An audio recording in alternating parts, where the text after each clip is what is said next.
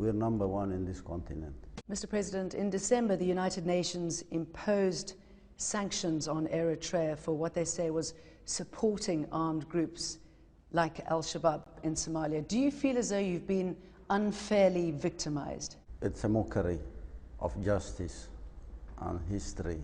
In our political culture, we've never believed, and we don't believe, religion is an alternative or substitute for political, social, economic problems in any one country or any society. We've never entertained the idea of Sharia being a solution or Islam being a solution, as many may like to appreciate. How possibly can one blame Eritrea for sympathizing or supporting one group against the other in Somalia? We've never done that.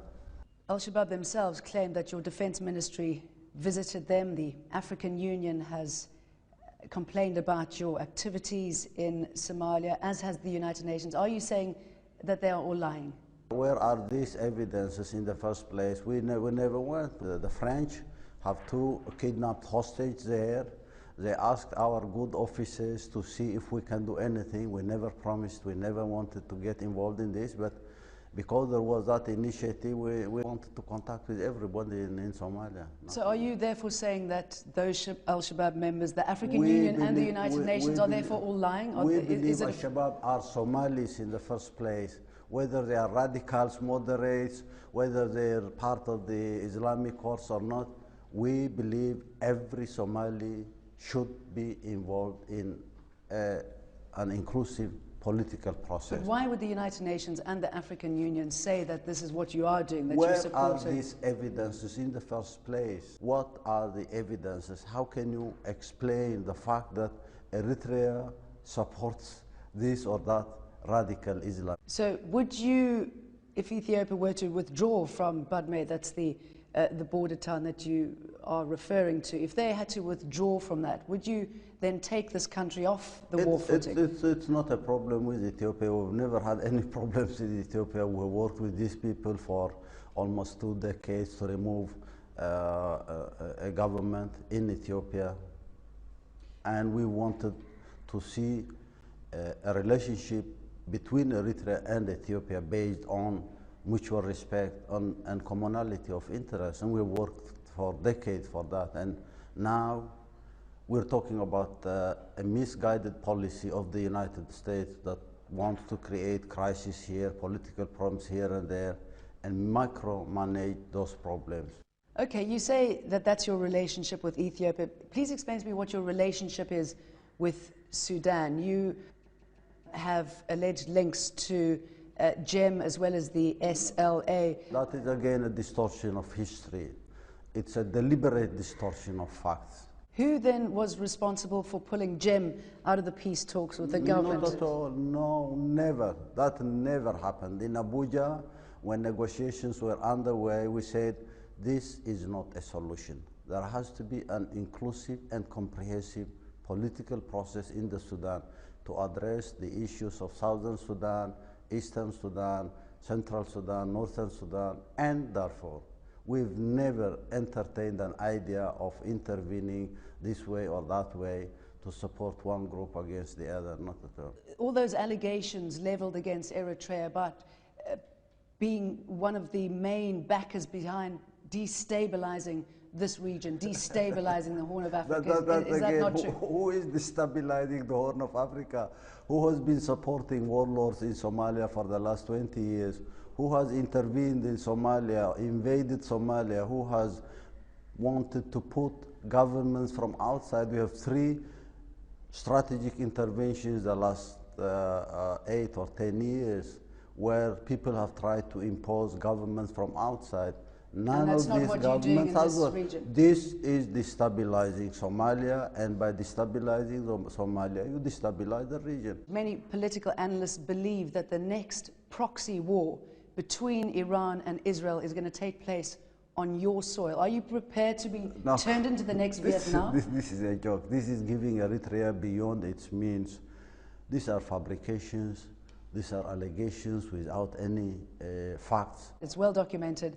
that you are helping Iran through your Asab port send arms to Yemen to support the Houthi fighters who are fighting the government as well as Saudi Arabia. Can you explain your actions? It's senseless. It's senseless. Who would want to destabilize Yemen? We have all along the last 20 years supported the government of Ali Abdullah Saleh genuinely. So do you deny then that you are supporting the Houthis in Yemen? This is a fantasy in the minds of those who want to sell this idea and create a sense of threat and fear in this region so that they can manipulate it for their own agendas. There is no refinery in the first place in Asab. There is no presence for anyone who want to go. You can go and see who is there and who is not there. And to assume that your allegations are facts and try to find an explanation for that assumption, I say it's crazy. It's all fabrications. We sometimes bother and wonder why all these fabrications about things that do not exist on the ground. It's compromising your credibility as a media outlet and coming up with a pack of lies and trying to prove to them, to anyone, by putting them as facts on the ground and trying to give the impression that these are things that exist in the real world. Israel is here, who is not here? Iran is here. I mean, how can you possibly imagine people to trust and believe what you tell them when you're talking about lies that do not exist in... Every single question I've put to you is backed up with a lot of research and a lot of facts. So with respect, Mr. President, I'm just trying to find out how your country operates, because I find it a fascinating country.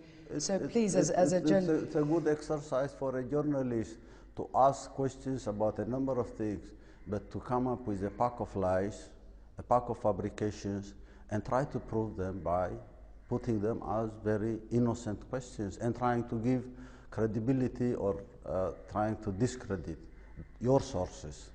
You're discrediting the sources, you're discrediting the United Nations when you come and tell things in the name of the United Nations when the United Nations has not said anything like that. And how can a media outlet with credibility come up with these lies? Who do you consider your friends? Where do you mean? In the world? The whole world. The whole world. Outside liars.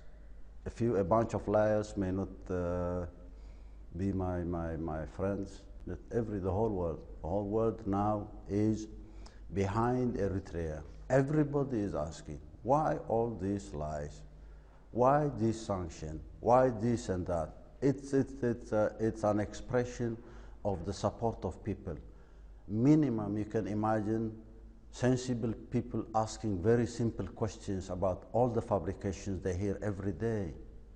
And that is by way of questioning the credibility of those who are telling the lies, which means it's a support for the one who is being victimized without any evidence.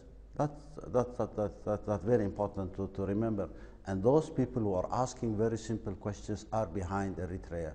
So if you can just tell me a little bit about your aspirations. We don't need any wars. We have fought for so many decades, and we know what it means to go into war.